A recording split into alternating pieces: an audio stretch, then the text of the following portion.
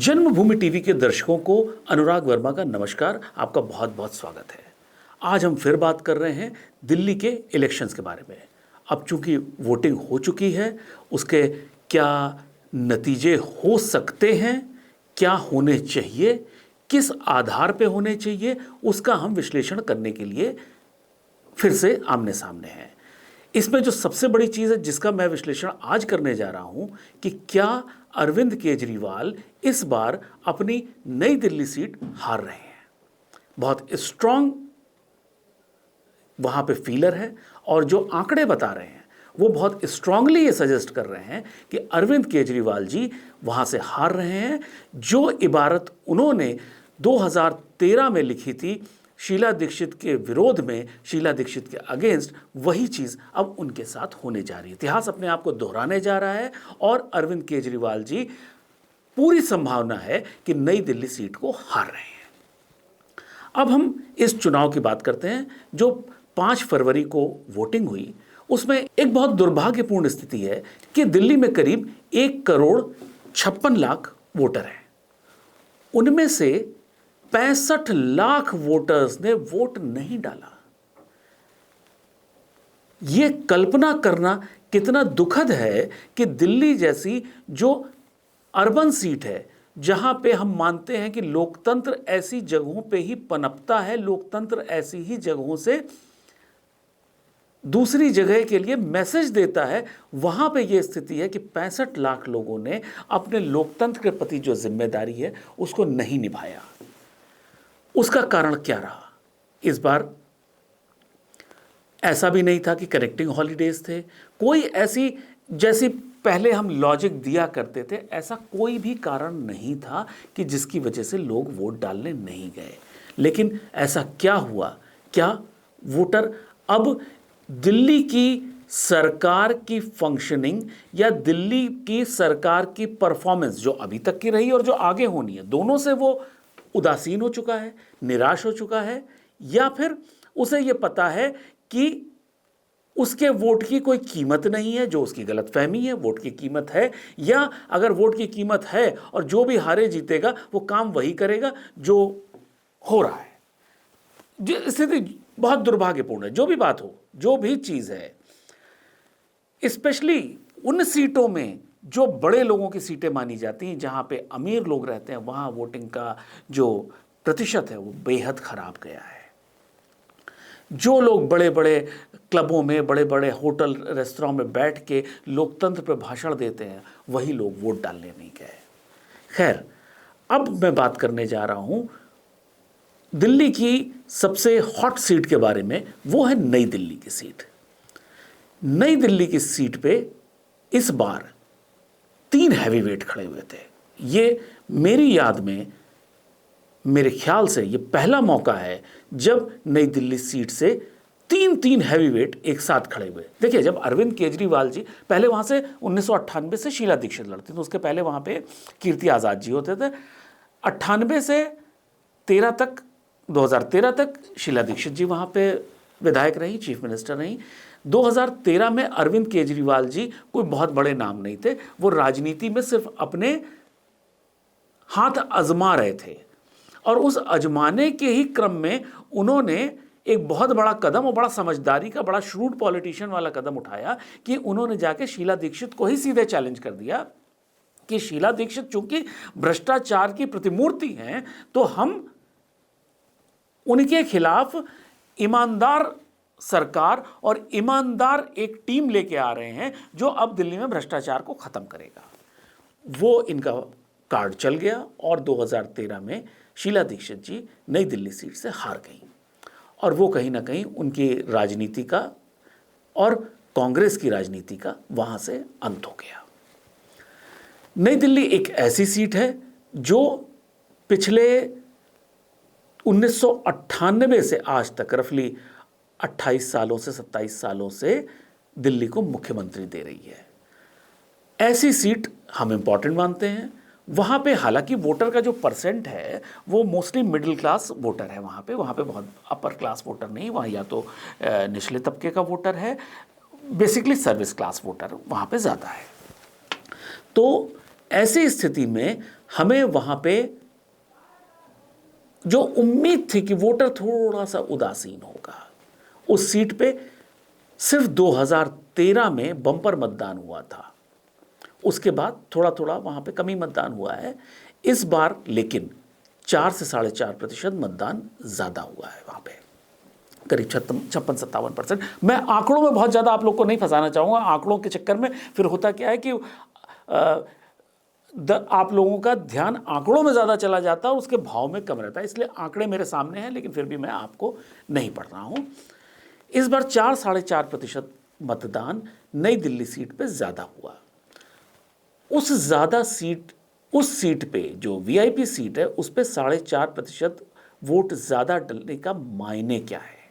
देखिए, जो अगर हम कन्वेंशनल वे में, ट्रेडिशनल वे पे जो मानते हैं कि जब वोट प्रतिशत ज़्यादा हो जाता है तो इसका मतलब ये होता है या तो उस व्यक्ति का काम इतना अच्छा है, उस व्यक्ति का कैडर इतना स्ट्रांग है, उस व्यक्ति का वोटर के साथ कनेक्ट इतना अच्छा है कि उसने मोबिलाइज किया और उसकी वजह से वोटर बूथ तक गया। नहीं तो आमतौर पे क्या होता है कि अगर कैंडिडेट अच्छा होता है और जीतने की संभावना उसकी क्लियर होती है तो वोटिंग परसेंटेज कम हो जाता है। दूसरी स्थिति यह होती है कि जब उस व्यक्ति से लोग नाराज होते हैं, उसके काम से, उसके व्यक्तित्व से अगर बहुत ज़्यादा लोग असंतुष्ट होते हैं तो वोट डालने ज़्यादा जाते हैं कि इस व्यक्ति को हराना है।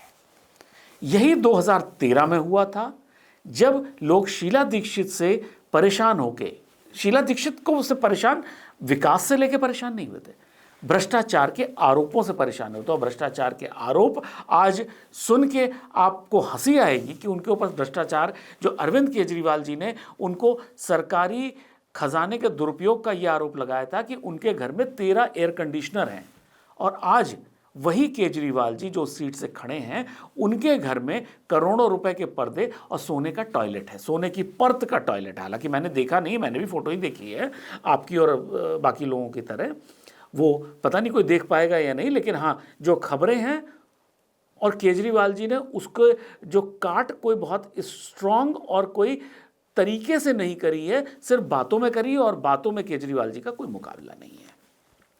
तो इस बार का जो नई दिल्ली सीट से वोटिंग परसेंटेज ज़्यादा है उसका मायने क्या है? उसका मायने क्या अरविंद केजरीवाल जी से लोग बहुत खुश हैं जो उन्हें और बम्पर वोट से जिताने के लिए निकले हैं?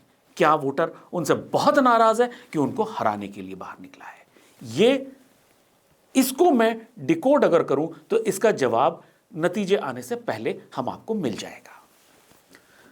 अगर हम लोग ये एनालिसिस करें कि वहां पे लोग उनके खिलाफ वोट डालने क्यों निकलेंगे, देखिए अरविंद केजरीवाल जी के अगेंस्ट 4 से 5 चीजें सबसे बड़ी हैं जो इस बार पूरी आम आदमी पार्टी के लिए सरदर्द बन गई हैं। यमुना का प्रदूषण नंबर 1, उसके ऊपर 7,000 करोड़ रुपए उसकी सफाई पे खर्च होना और उसके बाद भी यमुना का गंदा होना। तो वो 7,000 करोड़ कहाँ गए और यमुना गंदी क्यों है? ये पहला सवाल और ये पहला आरोप है अरविंद केजरीवाल और आम आदमी पार्टी के ऊपर कि आप यमुना को साफ करने के लिए आपने दुनिया भर की कस्में खाई, वादे किए, और वो कस्में वादे आज आपके 10-12 साल के बाद भी वहीं के वहीं हैं और यमुना यूं ही गंदी है और 7,000 करोड़ रुपए पानी में चले गए। दूसरा आरोप उनके ऊपर है खराब सड़कें। दिल्ली के आम तौर पे सड़कें जो मेन रोड के अंदर की सड़कें हैं वो टूटी फूटी पड़ी हैं, उनकी कोई मेंटेनेंस नहीं है। नई दिल्ली का ऐसा इलाका है, अगर आप मेन सड़क से निकल रहे हैं जैसे गोल मार्केट से कालीबाड़ी की तरफ या कालीबाड़ी से बिरला मंदिर की तरफ, तो वो सब सड़कें मेन रोड सारी बहुत अच्छी हैं, उसमें कोई डाउट नहीं है। लेकिन जैसे ही आप उस रूट से अंदर घुसेंगे उन सड़कों का इतना बुरा हाल है, इतना बुरा हाल है कि आप उस पे चल नहीं सकते। अगर वहाँ पे 3 व्हीलर और 2 व्हीलर पे चलेंगे तो शायद कोई व्यक्ति अगर कोई हल्का बीमार है तो वो अस्पताल पहुँच जाएगा। ये सड़कों की हालत है। तीसरा आता है पीने का पानी। इन्होंने वादा किया था कि मैं सरकारी नल से पानी निकाल के पीऊंगा और ऐसा इतना साफ पानी दूंगा कि वहाँ पे सीधे सरकारी नल कोई खोलेगा और पानी पी लेगा। जो वादा उनका धरा का धरा रह गया। अब उनका वादा है कि वो आगे उसको पूरा करेंगे। एक मौका और दे दीजिए जी, दिल्ली वालों से उनका जी प्रॉमिस है जी कि एक मौका उनको और दे दीजिए जी। वो नहीं हुआ। और जो एक समस्या बहुत बड़ी है वो है सीवर, गटर की, यानी जो गंदगी नीचे होनी चाहिए, नालियों में होनी चाहिए, वो गंदगी दिल्ली के अधिकतर इलाकों में सड़कों के ऊपर है। आप मेन सड़कें छोड़ दीजिए, अगर आप उसके साथ लगी हुई किसी भी सड़क पे निकलेंगे, कॉलोनीज़ के अंदर, कच्ची कॉलोनियों के अंदर, मार्केट्स में जाइए, तो वहाँ पे क्या हालत है कि गटर का पानी, सीवर का पानी वो सड़कों पे है। जो जब वाहन निकलते हैं तो उनसे पानी जो उड़ता है वो लोगों के ऊपर पड़ता है। इस समस्या से पिछले 10 सालों से दिल्ली वाला, इन 5 समस्याओं से दिल्ली वाला 10 साल से जूझ रहा है। अब ये मुद्दा यह है कि ये समस्या यहां तक पहुंची कैसे। अरविंद केजरीवाल जी ने सरकार बनाने के लिए आते ही एक दावा कर दिया कि हम आपको बिजली फ्री दे देंगे, आपको पानी फ्री दे देंगे, आपको बस यात्राएं मुफ्त कर देंगे, और जितना भी वो सोच सकते थे कि उनको लगा कि उनको वोट दिलाने के लिए ज़रूरी है या वोट दिला सकता है, वो सब उन्होंने फ्री कर दिया। अब उस फ्री का नुकसान क्या हुआ? आपका इनकम, आपकी रेवेन्यू नहीं बढ़ी, आपके खर्चे जो इंफ्रास्ट्रक्चर पे होने चाहिए थे, जो पैसा आपने ड्रिंकिंग वाटर पे खर्च करना था कि आप उसका इंफ्रास्ट्रक्चर बनाएं, आपने सीवर का इंफ्रास्ट्रक्चर बनाने में जो खर्च करना था, वो जो है आपने फ्री बांटने में लगा दिया। अब फ्री बांटने के बाद नतीजा क्या निकला कि जो इंफ्रास्ट्रक्चर था, जो 10 साल पुराना है, जो 2013 के पहले बना हुआ था, आप उसको भी मेंटेन नहीं कर पाए, नया बनाना तो आप छोड़ ही दीजिए। ऐसी स्थिति में क्या हुआ कि सिस्टम पूरा कोलैप्स कर गया। गटर का पानी सड़क के ऊपर, सड़कें टूटी पड़ी हैं, लोग त्राही त्राही कर रहे हैं। अब ऐसी स्थिति में जब गुस्सा फूटेगा तो अरविंद केजरीवाल जी पे फूटेगा। अब चलिए, बिजली तो मुफ्त जो मिलनी थी मिल गई। अब सबको पता है कि एक बार अगर अरविंद केजरीवाल जी ने फ्री बिजली और फ्री पानी का कार्ड फेंक दिया है तो किसी राजनीतिक दल पे दम नहीं है कि उसको हटा सके। लेकिन इंफ्रास्ट्रक्चर तो चाहिए ना भाई। इंफ्रास्ट्रक्चर कहां से आएगा? अगर आप ये पैसा केंद्र से किसी तरह से कि भाई ये राष्ट्रीय राजधानी है, राष्ट्रीय राजधानी का इंफ्रास्ट्रक्चर बनाने के लिए हमें एडिशनल पैसा चाहिए, हम केंद्र से मांग रहे हैं, और वहां से मिल गया तो आपका सब ठीक था। लेकिन केंद्र से भी जिस दिन से ये दिल्ली की सरकार बनी है, ये सिर्फ केंद्र सरकार से लड़ाई कर रही है। बहुत सी ऐसी सरकारें हैं जो कांग्रेस शासित भी हैं, वो आते हैं। वो उड़ीसा की सरकार थी जहां नवीन पटनायक जी के अरविंद प्रधानमंत्री जी से बहुत अच्छे रिश्ते भी हैं, वहां पे जो उनको मिलना चाहिए वो मिल रहा है। आप अगर बीजेपी के नहीं है तो इसका मतलब ये नहीं है कि आपको नहीं मिलेगा। लेकिन इन्होंने इस लेवल के झगड़े कर दिए कि इनका केंद्र से लगातार पिछले 12 साल से झगड़ा चल रहा है, और इन्होंने अपनी सारी फेल्योर का जिम्मेदार केंद्र सरकार को बना दिया। चलिए, ये चल जाता अगर ये समस्या 1, 2 साल, 4 साल, 5 साल की होती तो चल जाता कि भाई चलो एक टर्म मिला था, इस टर्म में बीजेपी की केंद्रीय सरकार ने इनको काम नहीं करने दिया, चलो भाई अब की जिता देते हैं, शायद अब की मैनेज हो जाए। दूसरी बार भी वही रहा। अब इस दूसरी बार का मतलब 10 साल हो गए। इन 10 सालों में पूरा दिल्ली का इंफ्रास्ट्रक्चर कोलैप्स कर गया।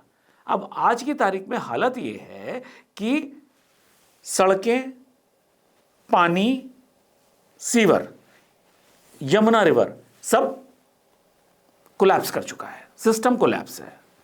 और सबसे बड़ी चीज जो मैं मिस कर गया वो थी गंदी हवा। आपको ये जान के आश्चर्य होगा, आज पिछले 10 साल से बात हो रही है कि दिल्ली की हवा को हम साफ करेंगे। पहले क्या था कि बीजेपी की सरकार है हरियाणा में, आप हम कुछ नहीं कर सकते, वहाँ से सारी गंदगी आती है। पंजाब में कांग्रेस की सरकार है, वो कोऑपरेट नहीं करती है, वो जो है पराली जलाती है, वहाँ से गंदगी आ जाती है। अब वहाँ पे तो आपकी सरकार है। इस साल क्यों गंदी हवा थी, पिछले साल क्यों गंदी हवा थी, वो भी आपके पास कोई जवाब नहीं है। हर चीज़ के लिए आपने केंद्र को जिम्मेदार ठहरा दिया। एक चीज़ मैंने बहुत सारे टीवी चैनलों पे भी बोली, अपने शो पे भी, यहाँ पे भी बोली कि राजनीति गंदी थी, लेकिन गंदी राजनीति को इस लेवल पे पहुंचाने के लिए अरविंद केजरीवाल जी ने कोई कोर कसर नहीं उठा रखी। राजनीति में वो नए हैं, लेकिन कुटिल राजनीति के लिए नेताओं को, मेरे ख्याल से इनके पास राजनीति में कुटिलता सीखने के लिए इनसे क्लास लेने चाहिए। अब अरविंद केजरीवाल जी के पास एक प्लस पॉइंट भी है। आप मतलब ये तो मैंने 5-6 पॉइंट्स वो बताए जो इनके अगेंस्ट जाते हैं, जिसकी वजह से जो एक आकलन है कि जो वहां पे वोटिंग परसेंटेज बढ़ा है वो हराने के लिए बढ़ा है। अब इनके पास 2-3 प्लस पॉइंट भी हैं। वो ये हैं, दिल्ली में या भारत देश में जो रेवड़ी राजनीति है उसके जनक श्री अरविंद केजरीवाल जी हैं। इन्होंने फ्री बीज की ऐसी हवा चलाई कि आज भारतीय राजनीति में ऐसा कोई नहीं है जो फ्री बी राजनीति को इग्नोर कर सके, जो ये कहे कि नहीं भैया मैं काम पे हमें वोट दीजिए, हम कुछ चीज़ फ्री नहीं देंगे, सब कुछ खरीदनी पड़ेगी आपको। अच्छा, इसमें मैं आपको एक चीज़ और बता दूं, सरकार कोई भी चीज़ आपको फ्री नहीं देती है। अगर आपको एक जेब में 10 रुपये डालती है तो दूसरे जेब से 12 रुपये निकाल लेती है, क्योंकि सरकार का तो बिजनेस मॉडल ही ये है ना कि भाई आपसे ही लेना है और आपको ही देना है। कोई वो अलग से पैसा कहीं जनरेट नहीं कर रही है, वो आप ही से ले रही है कर के रूप में वो आप ही से ले रही है तरह तरह की हेड्स में, और वो आप ही को लौटा रही है अलग अलग मद में। तो आप ये मत मानिए कि सरकार ने कुछ पैसा जनरेट किया है और वो आपको कहीं ला के दे रही है, कुछ नहीं है, वो आप ही से ले रही है, आप ही से ले रही है और आप ही को दे रही है। तो जो रेवड़ी राजनीति है उसके अरविंद केजरीवाल जी जनक हैं, और लोगों को यह पता है कि रेवड़ी राजनीति में इनसे कोई मुकाबला नहीं कर सकता है, और यह इनका प्लस पॉइंट है। दूसरा है इनका विक्टिम कार्ड। इन्होंने बहुत अच्छा विक्टिम कार्ड खेला कि जब पहले सत्येंद्र जैन जी गए जेल, मनीष सिसोदिया जी गए जेल, संजय सिंह जी गए जेल, वे खुद गए जेल, तो ऐसी स्थिति में इन्होंने एक पोजीशनिंग ये करी कि हमको टारगेट करने के लिए हम लोग को जेल में डाल दिया गया और हमें कुछ मिला नहीं, कुछ हमारे खिलाफ मिला नहीं, तो हमें जमानत मिल गई। जबकि जमानत मिलना आपको बरी नहीं करता आपके ऊपर जो आरोप लगे हैं। जमानत मिली है, ठीक है, भारत के कानून की व्यवस्था ऐसी है कि जमानत मिल जाती है, सबको मिल जाती है, आपको भी मिल गई। इसका मतलब ये नहीं है कि आप बरी हो गए हैं। इसके अलावा एक विक्टिम कार्ड इन्होंने और खेला कि एलजी हमको काम नहीं करने देते। वो एलजी राजनीति इनकी आज से 10 साल पहले नजीब जंग जी के टाइम से शुरू हुई थी, और आज तक एलजी पे ये आरोप लगाते आ रहे हैं कि एलजी हमें काम नहीं करने दे रहा। अरे भाई 10 साल हो गए, कुछ ना कुछ वर्कआउट करो एलजी के साथ, किस बात पे विरोध है, क्या है आप एलजी। ऐसा तो नहीं है कि बहुत सारी ऐसी सरकारें हैं जहाँ पे कांग्रेस जो बीजेपी की शासित राज्य नहीं है, वहाँ पे क्यों लोग इतनी प्रॉब्लम नहीं बताते जितनी आप बताते हो। कहीं ना कहीं कोई कमी आप में है। उसका कारण जो मेरा अपना एनालिसिस है, आप बेसिकली एक्टिविस्ट हो, आप राजनेता नहीं हो। राजनेता को सरकार चलाना आता होता है, सरकार चला लेता है। एक्टिविस्ट को हर चीज़ बिगाड़नी आती है। अब उसे जो बिगाड़ता है वो क्रांति लाता है, वो सुधारने के लिए। आप क्रांति ले आए, आपने बिगाड़ दिया, लेकिन आप आदर्श व्यवस्था दे नहीं पाए, क्योंकि वो काम राजनेता का होता है जो कि आप नहीं हो। तो अगर आप ये प्लस पॉइंट्स और माइनस पॉइंट्स दोनों को अगर आप एक एक तराजू के दोनों पलड़ों पे रखेंगे, तो आप भी ये कहेंगे कि ये जो 4.5% या 4% वोट ज़्यादा पड़े हैं नई दिल्ली सीट में, वो इस बार कहीं ना कहीं अरविंद केजरीवाल जी को हटाने के लिए पड़े हैं, और अरविंद केजरीवाल जी इस बार दिक्कत में हैं। अब ये तो 8 तारीख के बाद ही जब डब्बे खुलेंगे तभी पता चलेगा, लेकिन ये फिलहाल आज की तारीख में मेरा आकलन ये है कि अरविंद केजरीवाल जी बहुत कठिन समय में चल रहे हैं। तो कल नए एपिसोड के साथ फिर मिलेंगे, तब तक के लिए नमस्कार।